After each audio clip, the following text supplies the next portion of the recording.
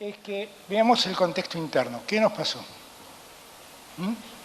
Porque acá hicimos cosas que son importantes. Los escuché hablar mucho tiempo, a muchos repetir la necesidad de garantizar un sistema justo de darle certeza jurídica al sistema, de la necesidad de que no haya cambios imprevistos. Eso tiene mucho que ver con la calidad institucional de un país, ¿no? Y la calidad institucional se manifiesta de muchos modos. Por ejemplo, lo que ustedes ven acá, no lo quiero, como lo están leyendo, no quiero repetirlo, pero la verdad es que en los años que nosotros hemos vivido, nosotros podemos jactarnos de algunas cosas que son importantes. Por ejemplo, que en la Argentina la libertad de prensa y la libertad de opinión ha sido absoluta. Absoluta, no ha tenido ningún tipo de restricción, a diferencia de años anteriores.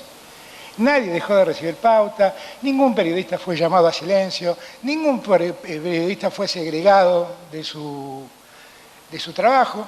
Todo el mundo trabajó y dijo lo que quiso. También lo hizo la política, que dijo lo que quiso todo el tiempo, pero la verdad es que es parte de lo que debe ser la democracia.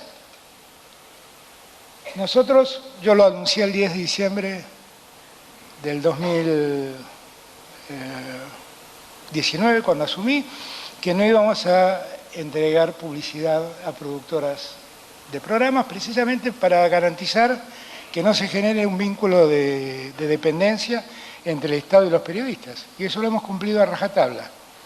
No nos ha ido muy bien, pareciera que mejor era el otro sistema, pero la verdad es que es un sistema que tiene mucho que ver con la transparencia en la comunicación. Y la verdad es que nadie puede quejarse por la pauta, porque la verdad es que hemos distribuido la pauta para todos y todos han accedido a la pauta en los términos que el Estado Nacional puede distribuirlas. Destacando que además hemos gastado objetivamente muy poco dinero en pauta publicitaria. Si nosotros comparamos el gasto de la Ciudad de Buenos Aires con el gasto del Estado Nacional, se van a dar cuenta que ahí, solamente en ese caso, se van a dar cuenta que el Estado Nacional es muy poco lo que invierte como pauta pública.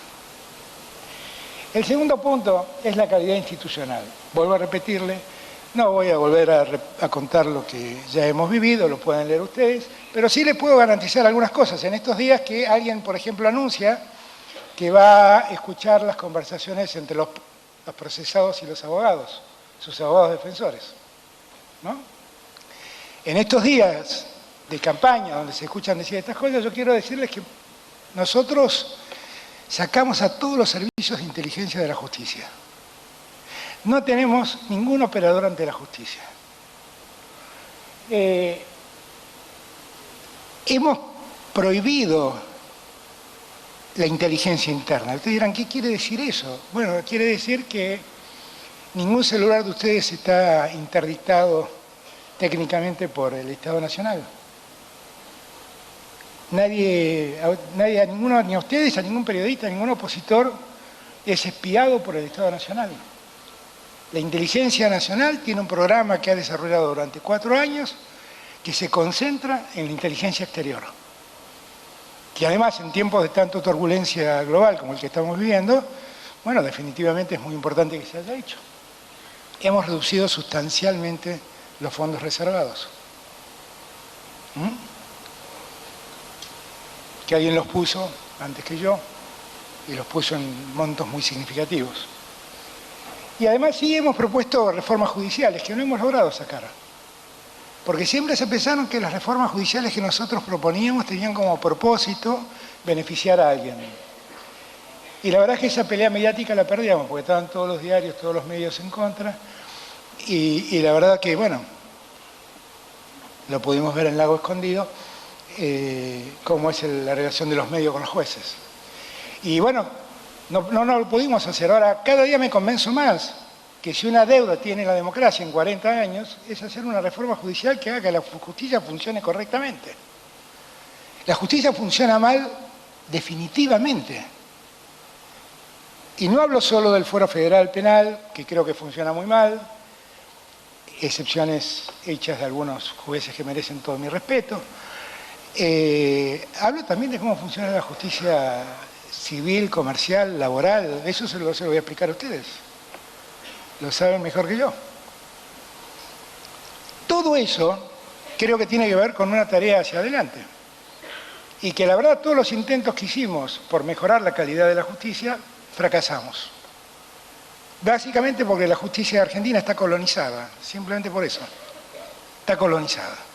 Y entonces es muy difícil proponer un cambio. El problema de la colonización de la justicia es que hoy lo podemos padecer nosotros, pero mañana lo pueden padecer cualquiera de ustedes. Es como aquel poema de Bertolt Brecht, que yo no me preocupé porque total, yo no era negro cuando fueron por los negros, y no me preocupé porque yo no era judío, pero ahora vienen por mí. Y ese es el problema de la justicia colonizada. Y la justicia realmente debe ser atendido por cualquiera candidato que se convierta en presidente el 10 de diciembre del año entrante como objeto central de revisión de funcionamiento. Es el único de los tres poderes del Estado que no ha tenido ninguna revisión.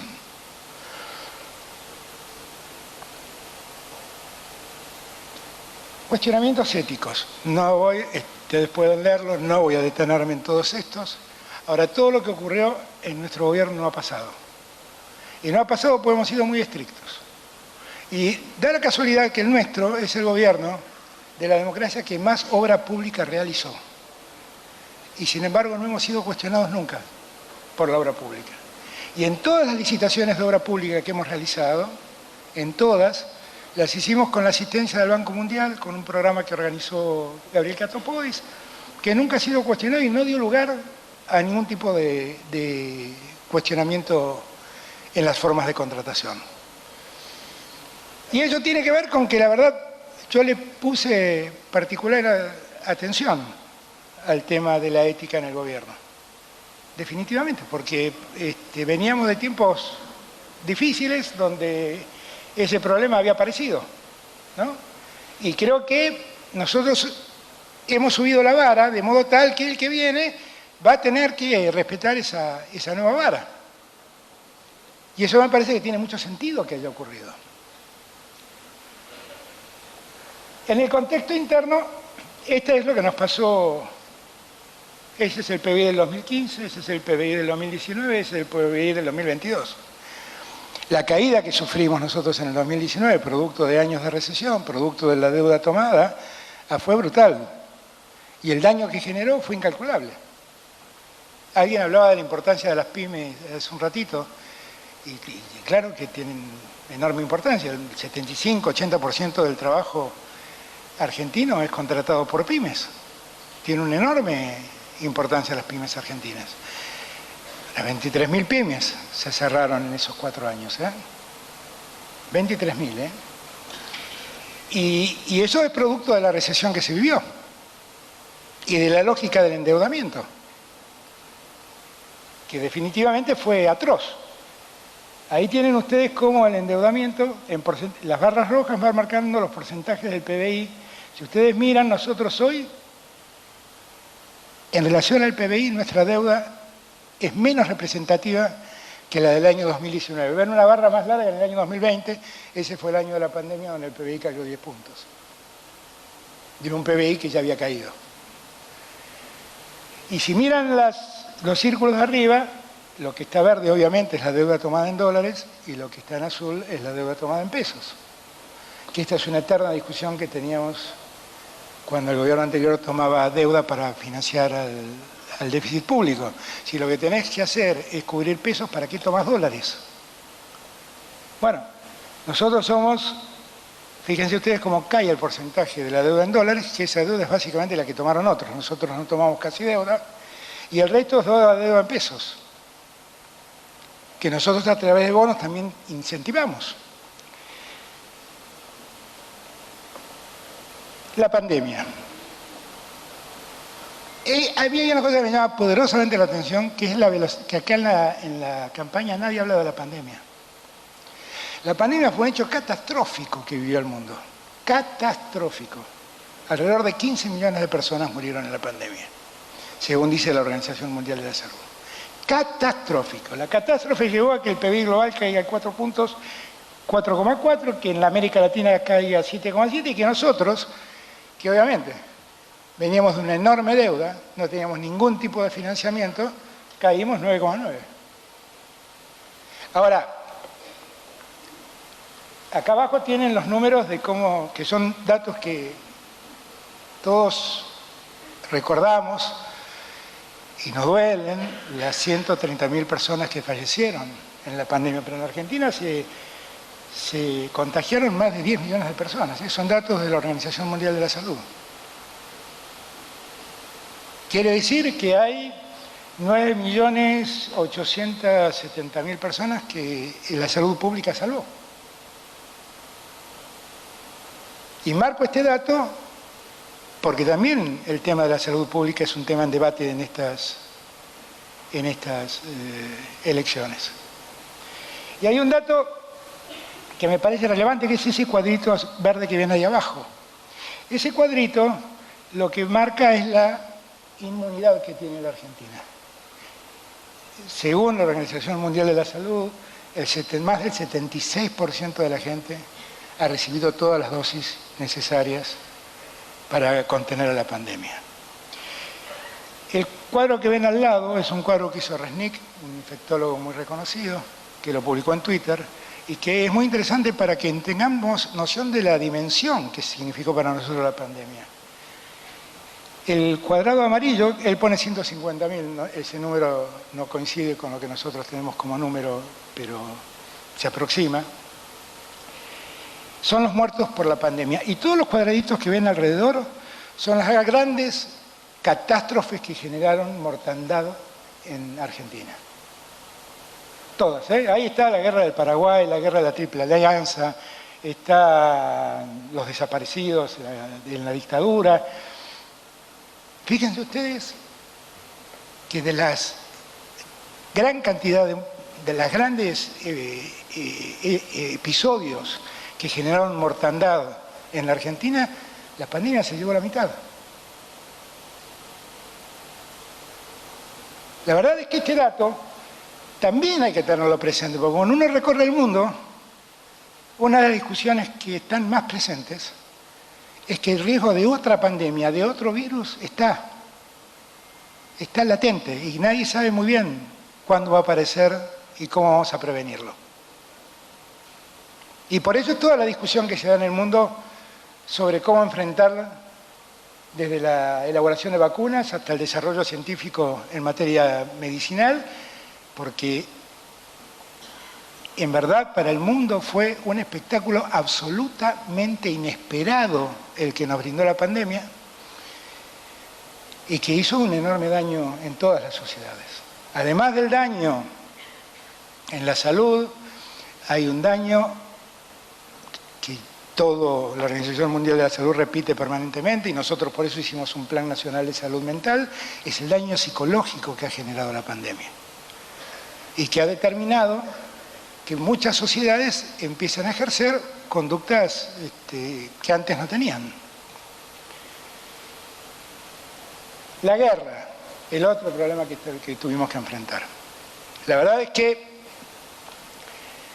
cuando hablé con Putin la anteúltima vez, le dije, la verdad es que no parece razonable que después de una pandemia alguien avance y genere una guerra. 15 millones de muertos y desatar una guerra para que más muertes ocurran, no parece razonable, ¿no? Pero no parece que la racionalidad impera allí. No sé, porque los datos sobre muertes en la guerra de Ucrania son imprecisos, pero la verdad es que es un dato revelador de la poca sensibilidad que a veces el mundo tiene. Después de la tragedia vivida, se desata una guerra, que además tiene consecuencias económicas. Las consecuencias económicas las tienen acá.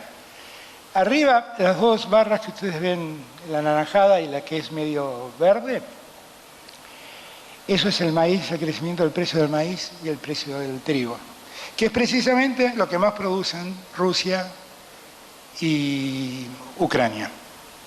Y que cuando salieron de los mercados generaron un enorme problema, que es un problema al que se agrega un problema que planteé en el último G20, que es la intervención de los fondos financieros en la intermediación de commodities vinculados a la alimentación.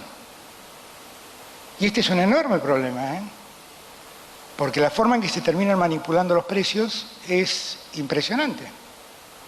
Grandes pools de inversión compran granos y los reservan hasta hacer subir el precio y venderlos en el momento que corresponda. El mundo, la verdad, no le faltó el trigo. Lo que no hubo es acceso al trigo de algunos sectores por los precios que se les imponían. La guerra nos generó ese aumento de precios que ustedes ven abajo en la energía. Son las diferentes formas de energía, ¿no? Las primeras barras son el gas de Bolivia, el GNL, el fuelol, el gasol. Lo único que logramos tener un mejor precio fue la energía eléctrica, porque Brasil, por sus hidroeléctricas, las tenía con una oferta sobreabundante, entonces pudimos comprar energía eléctrica a Brasil y eso nos permitió contener los valores. Pero fíjense cómo crecen las barras grises. Ese es el aumento de la energía durante la guerra, que nos genera este déficit. Todas esas barras celestes que ven para abajo es lo que nos costó el cambio de energía. Esto significa que en total perdimos 4.940 millones de dólares en el año 2022, precisamente por ese mayor precio de la energía. Y acá les aclaro que está descontado lo que ganamos, porque en esa suba de precios del trigo y del maíz algo ganamos. Pero con eso que ganamos, aún así, este sigue siendo el deterioro de la economía argentina, como producto de la guerra. Hay en el mundo, además, cuestiones que no vi que acá se tratan, pero que me parece que son cuestiones centrales. Hay realmente un cambio geopolítico en el mundo. No se trata que alguien pueda creer que lo que estamos viviendo es el fin de la globalización. No, no ocurre eso. La globalización ha venido, se ha instalado, no se va a ir. Ahora, lo que sí ocurre es eso que llama Mariana Mazzucato la deslocalización de empresas. O sea, lo que está ocurriendo es que muchas empresas que en su momento aprovecharon la mano de obra barata en China, ahora las están sacando de China y volviéndolas a poner en sus países de origen. Y están generando una nueva globalización de donde lo más importante no es el país, no es la nación, son las regiones. Y entonces florece la Unión Africana, por ejemplo, y florece la Unión Europea, que tiene enormes dificultades para mantenerse. Enormes dificultades. Porque la fragilidad de la Unión Europea empezó con el Brexit y tiene ahora un momento crítico que es la guerra Rusia y Ucrania. Y que la tiene ahí parada como socio de la OTAN, soportando en su territorio un disloque de magnitud.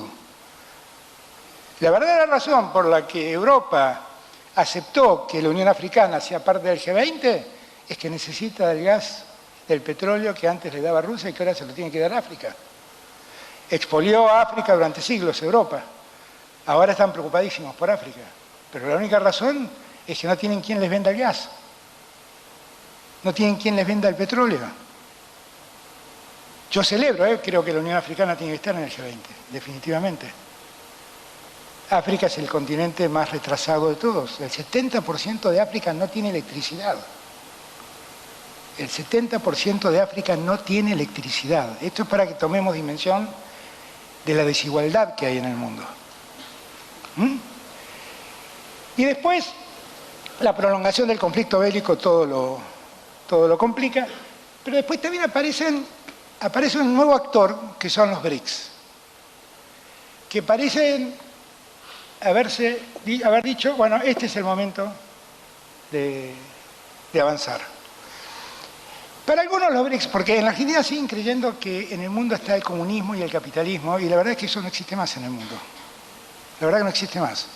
Hay gobiernos autocráticos que siguen modelos capitalistas, pero el comunismo como tal no existe más.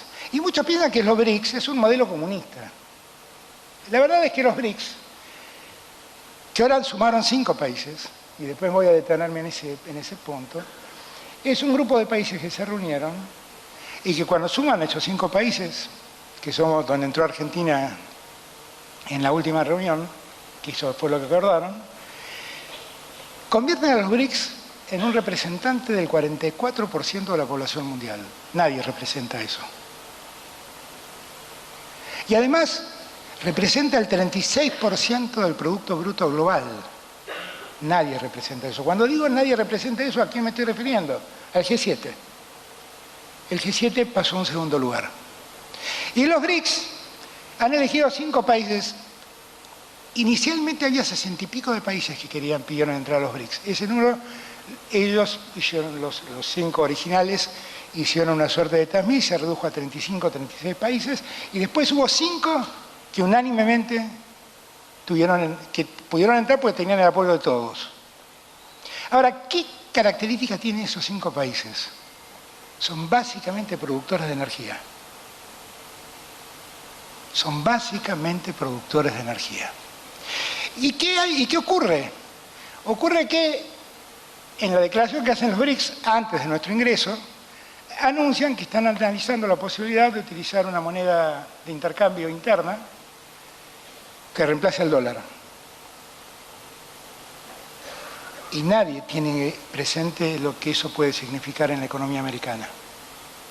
Porque hay que recordar que Nixon, cuando terminó con el patrón oro y puso al dólar, lo hizo apoyándose en los petrodólares, porque había acordado con el mundo árabe que eso se negocie solamente en dólares. Y si ahora se negociara en otra moneda, ¿cuánto valdría el dólar? ¿Cuál sería el respaldo del dólar? Esta pregunta que yo me hago, quiero aclararles, se la hacen todos los diarios de los Estados Unidos desde el día que salió esa decisión de BRICS. Y ese puede ser un cambio geopolítico de magnitud, si ocurre. De magnitud. Los BRICS además tienen un condimento que tiene que ver mucho con este tiempo, que es el tiempo del multilateralismo. Para estar en los BRICS no hace falta que uno solo esté en los BRICS. Estar con los BRICS trabajando con China no quiere decir que uno no pueda trabajar con Estados Unidos o con Europa. Y no hay ningún impedimento en esa materia. Ningún impedimento. Y en los BRICS están los 2 mercados más grandes del mundo. China e India. Y la Argentina tiene ahí, más Brasil, a su mayor parte de las exportaciones, del destino de sus exportaciones. Los BRICS son un dato que geopolíticamente debería ser analizado de otro modo, desideologizarlo, porque la verdad no tiene un contenido ideológico, y darse cuenta de lo que objetivamente representa. Que haya aparecido un grupo de países que desplacen al G7 en su representatividad es un dato no menor. En el contexto externo tenemos el problema de la crisis climática. Escuché mucho, un ratito antes, escuché que muchos repitieron el problema de las energías renovables, que es una necesidad.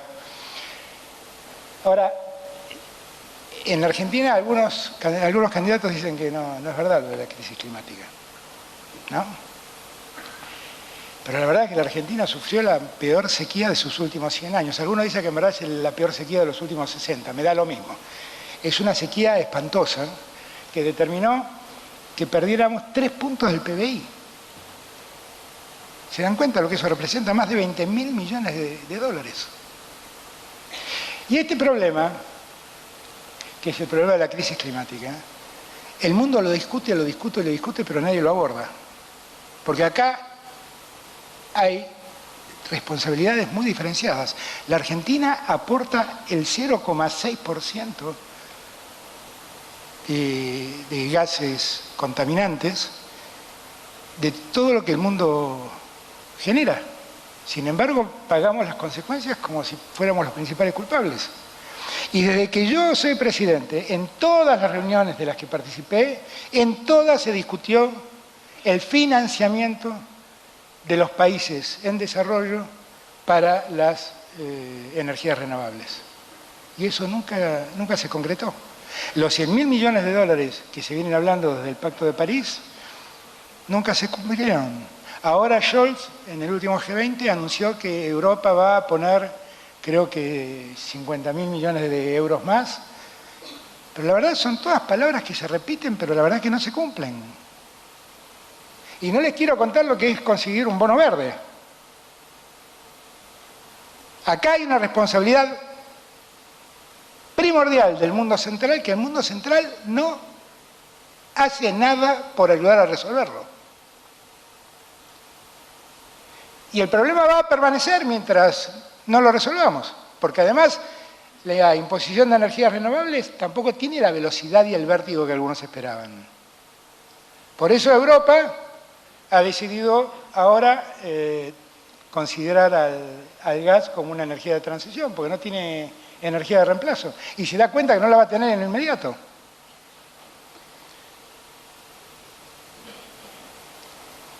¿Qué pudimos lograr en estos años? Este es el resultado de la actividad industrial del primer semestre del 2023. En este contexto del que les estoy diciendo, es el de mayor actividad en 7 años. El mayor nivel de actividad en 7 años. Estos son datos estadísticos, no son datos que yo invento. Pueden entrar en la página del INDEC y verlo. Respecto al primer semestre del 2019, en el primer semestre del 2023, la actividad industrial fue casi 13 puntos más alta. Esto quiere decir que a pesar de todos los problemas que tuvimos y todos los problemas que pasamos, la verdad es que todavía estamos trabajando y que todavía estamos con muchas dificultades, seguimos creciendo.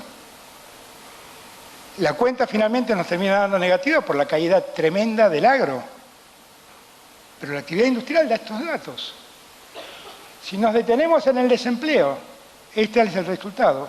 En verdad, ahí está el segundo trimestre del 2023. Yo creo que hoy ese número 6,2 es menor. Creo que debemos estar por debajo del 6. Porque el otro dato que hay que tener en cuenta es que llevamos 36 meses consecutivos de crecimiento del empleo registrado. Y que en el ANSES hemos registrado más de 1 millón de puestos de trabajo. Yo calculo que ese número se quedó corto, son más o menos 1.200.000. Pero más de 1 millón de puestos de trabajo registrados. Es real, definitivamente, que el empleo se genera y los sueldos no acompañan como corresponde esa generación de empleo.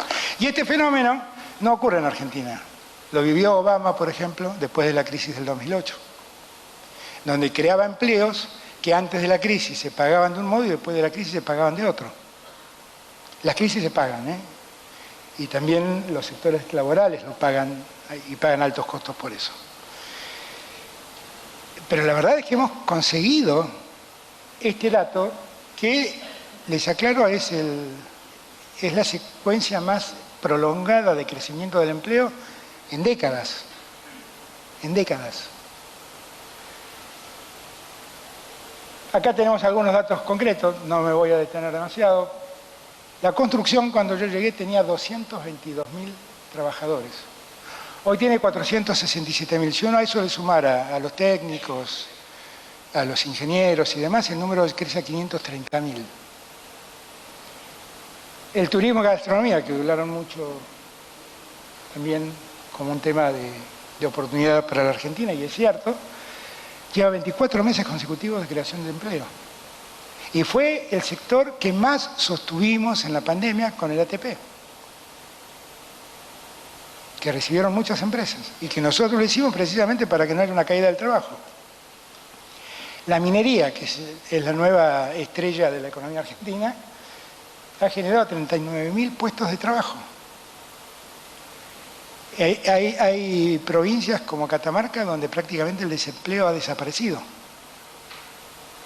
Y la industria automotriz, ese es el aumento de la producción de agosto y esa es la cantidad de personas que tienen asalariadas en este momento.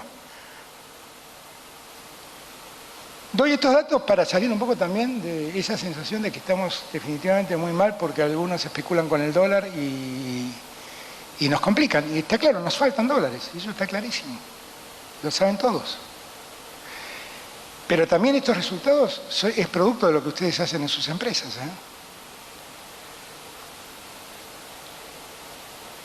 Nosotros establecimos un mecanismo de recuperar el ingreso, viendo además que el salario no crecía lo que nosotros esperábamos que creciera, que fue empezar a hacer que cada vez menos trabajadores paguen ganancias. Y fíjense ustedes, en millones de personas, hoy en día menos de 1 millón de personas asalariadas están pagando ganancias. Y en algún momento llegaron a ser 2.300.000. Y cuando llegué yo, 2.130.000 eran las personas que vivían de un salario y pagaban ganancias. Y nosotros además creemos definitivamente que esto es lo correcto, porque la verdad es que vive de un sueldo, el salario no es renta. El salario es la retribución por el trabajo brindado. Y este impuesto a las ganancias originalmente se llamaba impuesto a la renta. Y la verdad no tiene ningún sentido que el asalariado pague este impuesto. El otro día escuchaba a un candidato decirse, bueno, pero tenemos que construir una Argentina federal. Yo, miren, créanmelo, estoy absolutamente de acuerdo. La Argentina está muy concentrada en el área metropolitana de Buenos Aires y le presta muy poca atención al interior del país. El interior del país ahora está empezando a expresar manifestaciones de riqueza y de oportunidades enormes. El norte argentino, con el litio, tiene una oportunidad enorme. Con el cobre tiene una oportunidad enorme que antes no tenía. Ahora, cuando ustedes miran, por ejemplo, las primeras dos barras, marcan la inversión de la obra pública en relación al PBI. Quiero decirles que nosotros llevamos ejecutadas, comenzado en compromiso de ejecución, 7.000 obras en la Argentina, de las cuales 3.800 empezamos y terminamos. Y que ese número no está registrado por ningún otro gobierno, Tenemos muchos problemas porque la inflación distorsiona mucho los precios, pero hemos trabajado para de encontrar un mecanismo de solución y que haya alguna regla de readecuación de los contratos para que precisamente no se paralicen las obras. Si ustedes quieren medirlo por rutas y autovías hechas, hicimos 18.000 kilómetros de rutas y autovías. Terminamos. Contra 9.000 que se hicieron en la gestión anterior. Y si quieren medir viviendas, ya en verdad estamos en 137.000 viviendas entregadas, terminadas. Y el mes que viene vamos a entregar la vivienda a 140.000 y estoy seguro que voy a terminar el mandato entregando la vivienda a 150.000. 150.000 viviendas contra 14.000 que se hicieron con el crédito UBA. Yo todo esto lo marco porque esto también lo hacen ustedes, porque todo esto se hace. Hay un candidato que dice, bueno, pero alguien paga todo esto. Claro, efectivamente, los que pagan impuestos y la plata va al Estado. Estos también son mecanismos de redistribución del ingreso. Yo ahora con el Coqui Capitanich, creo que en una semana, no sé cuándo vuelva de China, no sé cuándo lo vamos a hacer, vamos a inaugurar un acueducto que es el acueducto más largo de América Latina. Lleva agua a 500.000 personas, que estuvo presupuestado durante los 5 años anteriores a mi llegada al gobierno, pero que nunca nadie puso un centavo para hacerlo, y nadie hizo nada por hacerlo. Y lo mismo estamos haciendo en La Pampa, llevando agua potable a General Pico, obras que ya empezaron. Un acueducto que viene reclamando desde hace años La Pampa y que nunca se hicieron.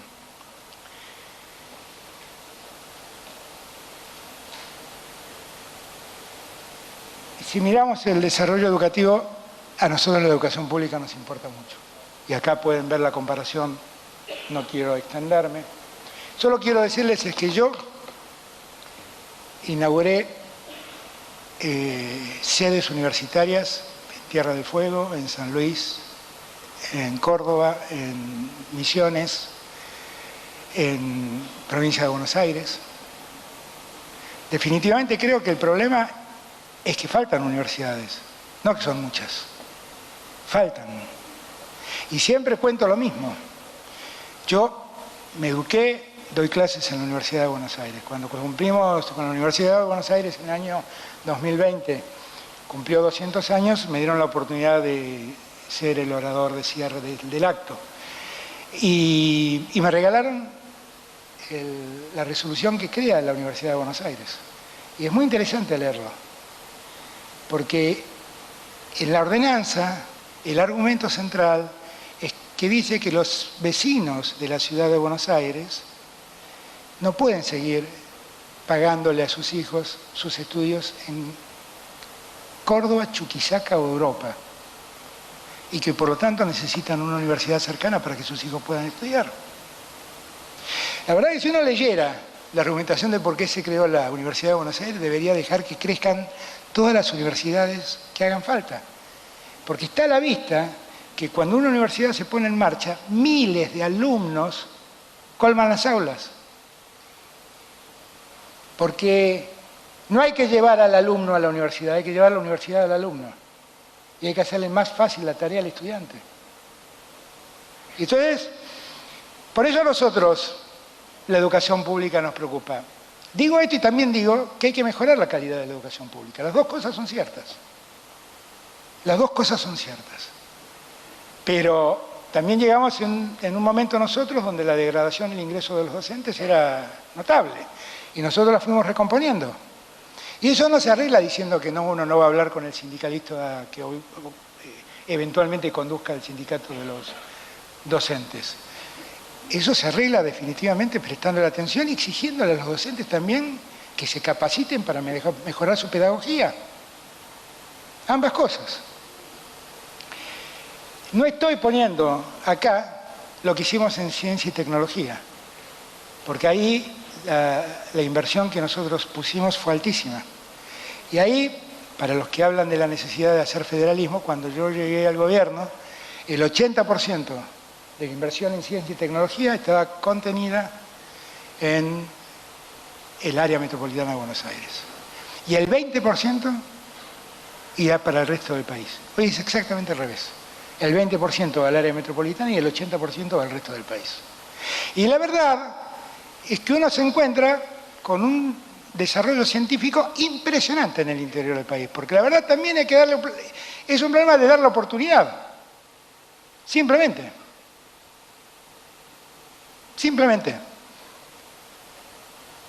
Yo participé de un yogur que lanzó al mercado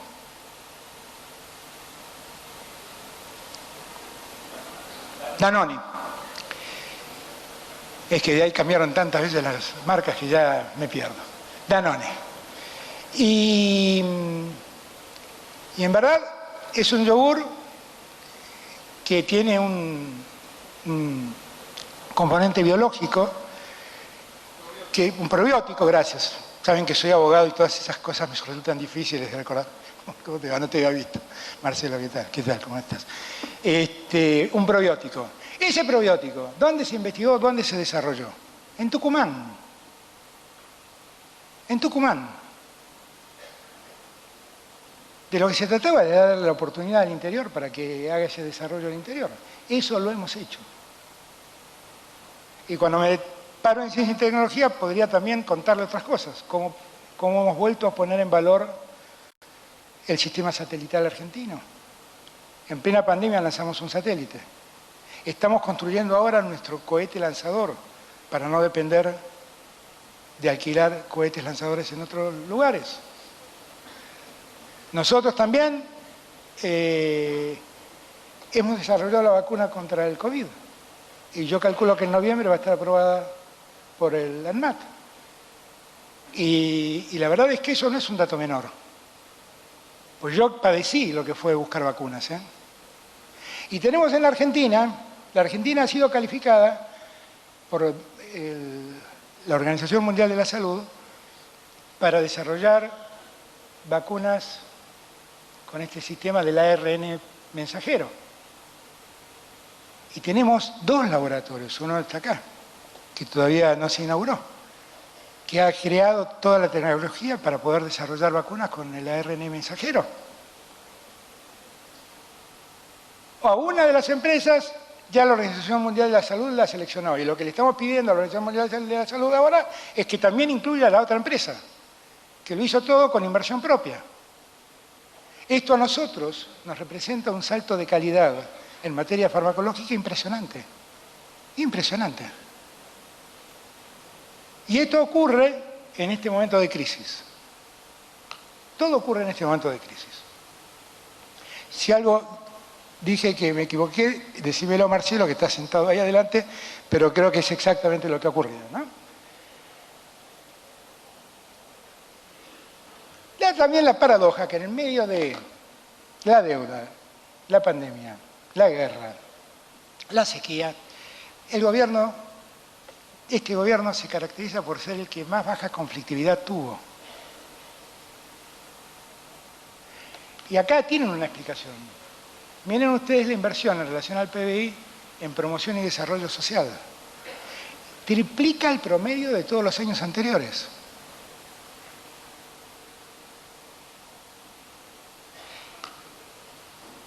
En verdad lo que quisiéramos es que esto baje porque el empleo mejore y porque el trabajo registrado mejore. Eso demanda tiempo. Y en el mientras tanto hay que atender la situación de vulnerabilidad de esas personas. Un segundo me detengo en salud. Hemos logrado la baja de mortalidad infantil más baja de la historia, el número más bajo de la historia argentina. Ahora, en materia de salud, no voy a contar solamente que tuvimos que construir de vuelta el Ministerio de Salud porque lo habían cerrado, ni voy a contar todo lo que tuvimos que hacer en la pandemia, que algunos acá lo saben bien. Lo hicimos también con la actividad privada. Y en la Argentina tiene un sistema de salud donde trabaja coordinadamente el sistema público, un sistema parapúblico, que es el sistema de las obras sociales y la salud, la medicina privada. Ahora, hay un dato que, por ejemplo, nadie se ha detenido a atender. Cuando se dictó la ley de interrupción voluntaria del embarazo, bueno, hubo, como siempre ocurre en Argentina, una guerra en ese momento entre verdes y celestes. Y la verdad que yo insistía en decir, miren, este no es un problema de naturaleza ética, moral, ni siquiera es un problema de naturaleza religiosa, es un problema de salud pública. Bueno, yo quiero decirles que el dato que no aparece en ningún lado es que la tasa de mortalidad como consecuencia del embarazo se redujo un 40% en Argentina. Y la única explicación es la ley de los 1000 días, la ley de la interrupción voluntaria del embarazo. Y que el embarazo adolescente se redujo en una proporción parecida. Y la razón es exactamente la misma. Y eso en materia de salud ha sido un dato importantísimo. Importantísimo. Para las mujeres ha sido un dato importantísimo, además. Que no, ya pasó, ya nos peleamos, ya discutimos lo que teníamos que discutir, ya la ley es ley, pero estos son los resultados de esa ley. Estos son los resultados de esa ley. Ahora, parémonos en ver un poco cómo la nueva lógica global. Miren, el mundo ya definitivamente eligió el multilateralismo, el mundo definitivamente cree que no existen más las hegemonías de nadie y no cree en la bipolaridad. Es cierto que hay una bipolaridad que se tensa en materia comercial entre China y Estados Unidos. Eso se ve, eso es evidente. ¿Qué es lo que queremos nosotros? Que en este tiempo de globalización lo que tenemos que hacer es integrarnos en regiones. Hacer más fuerte el Mercosur. Más efectivo, habrá que corregir sus instituciones, pero hay que mantenerlo, sostenerlo e impulsarlo. Y con Lula estuvimos hablando de ver si podemos, antes de que termine el año, firmar el acuerdo con la Unión Europea. ¿Por qué? Y bueno, básicamente porque la Unión Europea empezó a entender muchas de nuestras demandas y cambió muchas de las cosas que originalmente estaban firmadas.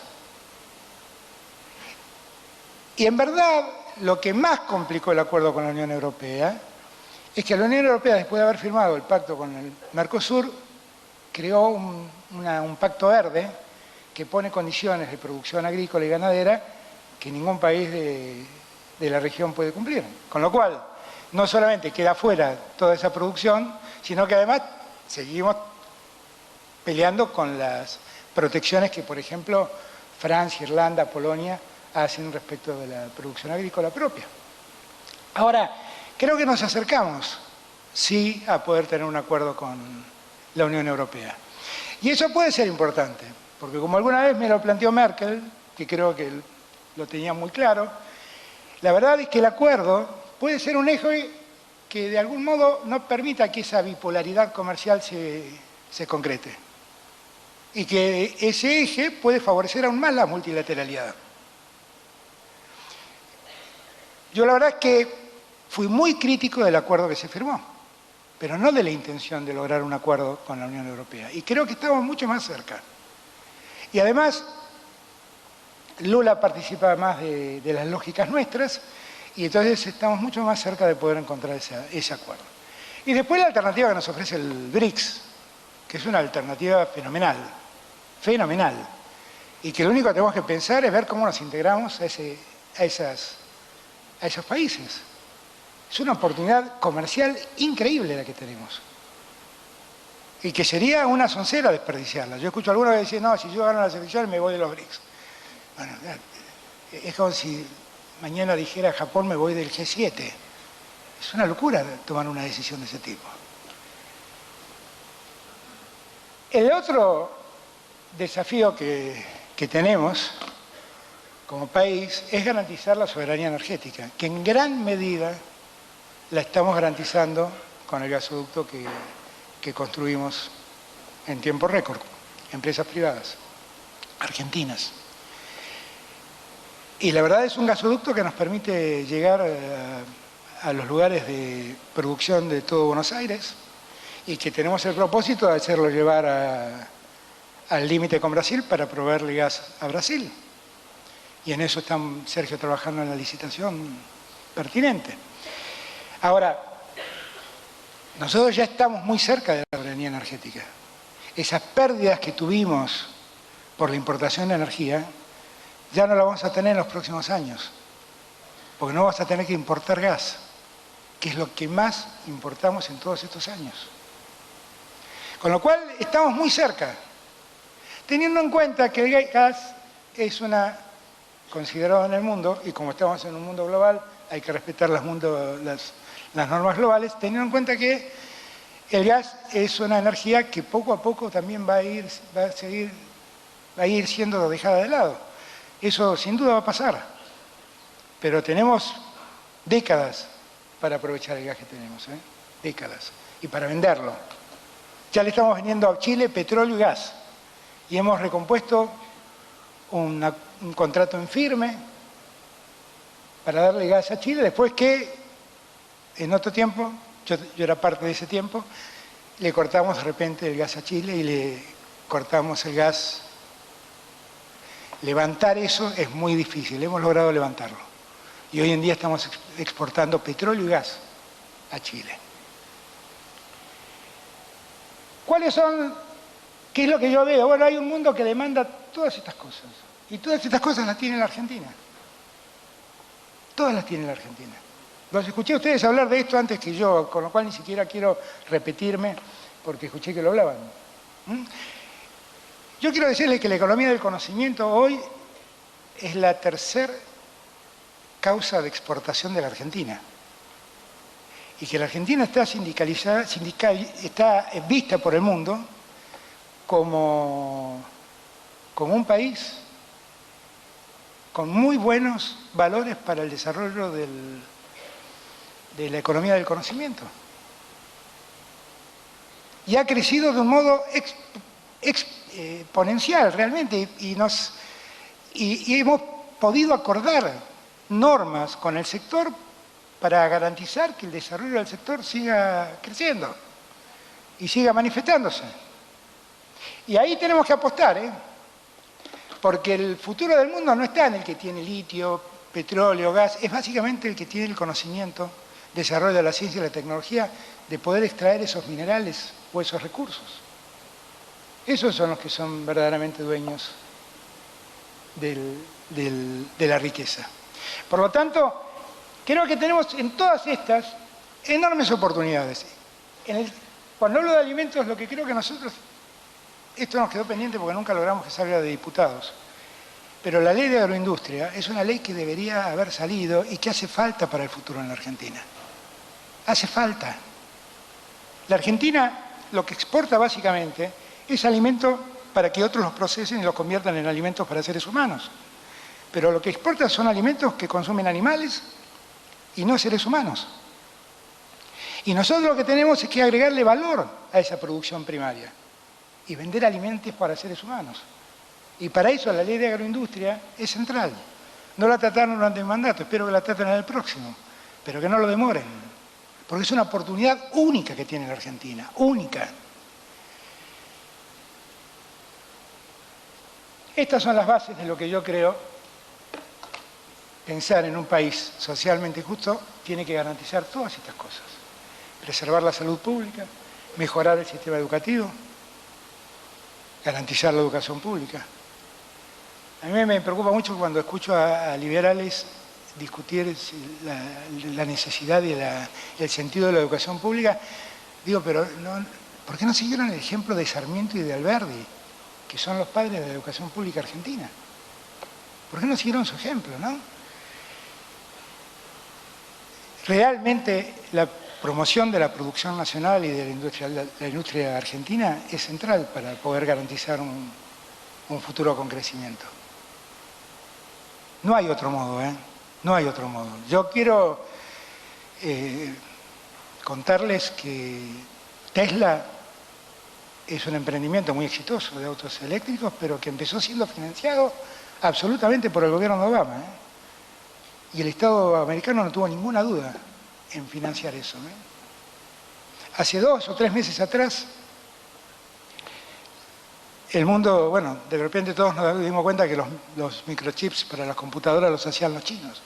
Y nos habíamos quedado en todos lados sin microchips.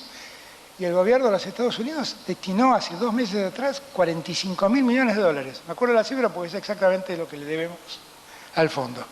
45.000 millones de dólares para que se desarrollen microchips en los Estados Unidos. ¿Y quién financia eso? El Estado americano. Entonces, un Estado presente para el desarrollo industrial es necesario.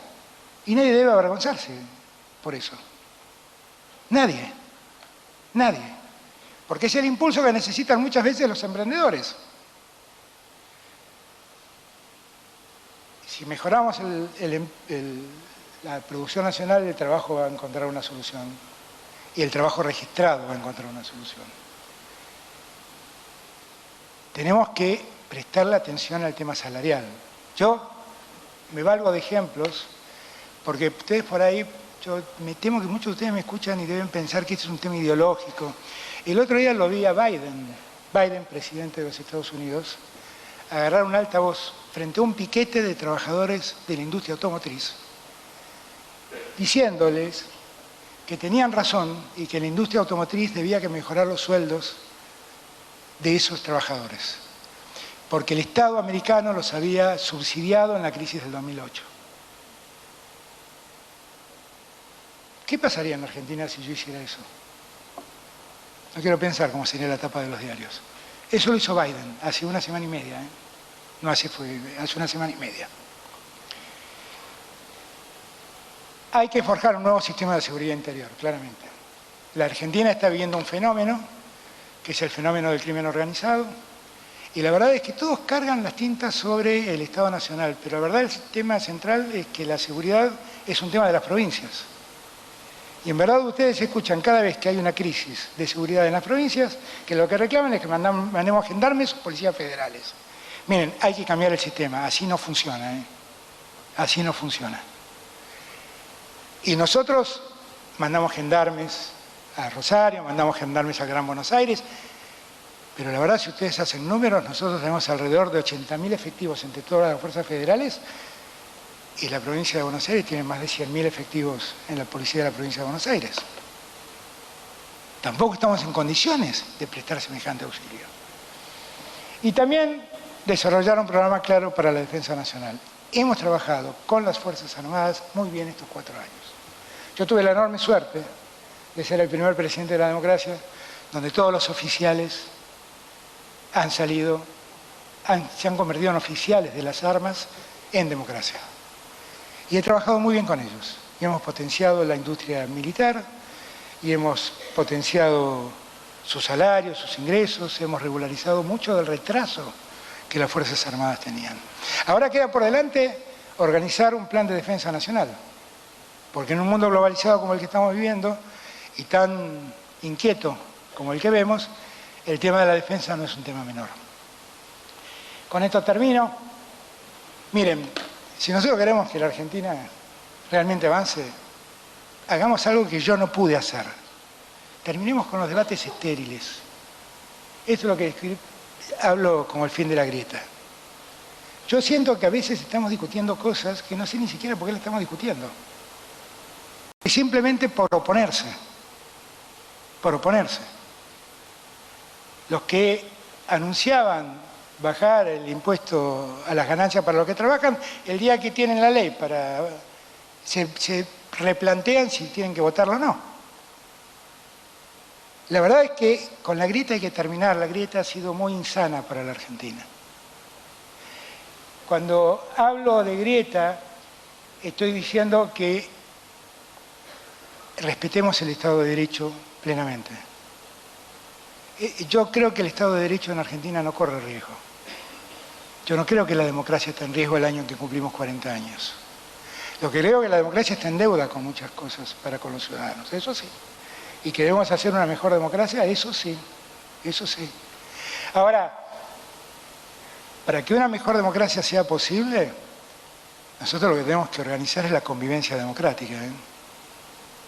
La convivencia democrática es lo que nosotros hemos perdido, que es no respetar lo que el otro dice, por más que diga algo totalmente distinto a lo mío.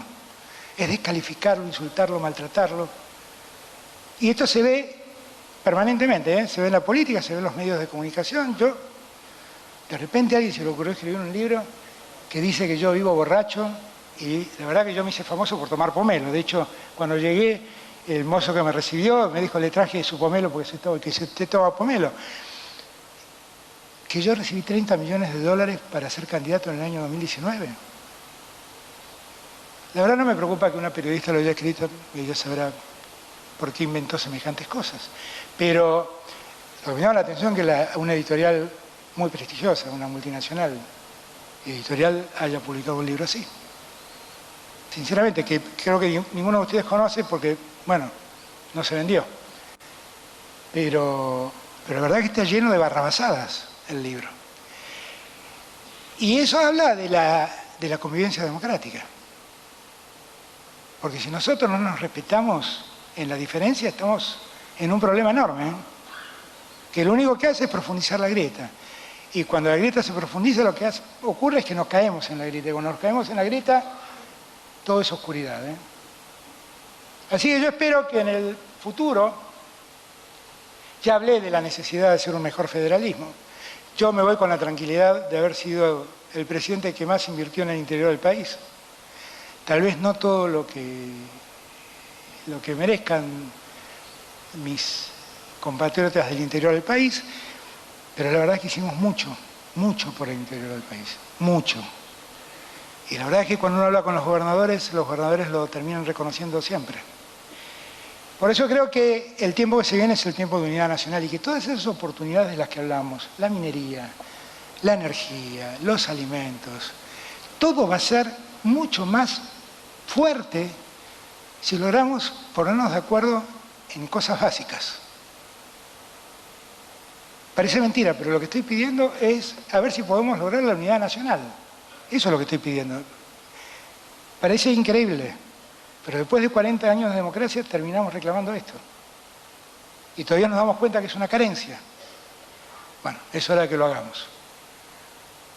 Yo tengo la impresión, como dijiste vos, que hay que mirar con mucho optimismo el futuro, porque las oportunidades son muchas, y esta vez el viento juega a favor de la Argentina. Tenemos que resolver problemas, tenemos que resolver el problema de la deuda con el fondo, tenemos que soportar los problemas que estamos viviendo, las turbulencias que estamos viviendo por la carencia de dólares, Pero la verdad que las oportunidades son muchísimas y no debemos desaprovecharlas. Y lo que tenemos que estar discutiendo de aquí en adelante es saber cómo nos unimos a trabajar para aprovechar esas oportunidades. Si lo hacemos, vamos a ser un gran país. Muchas gracias por el tiempo que me han dado.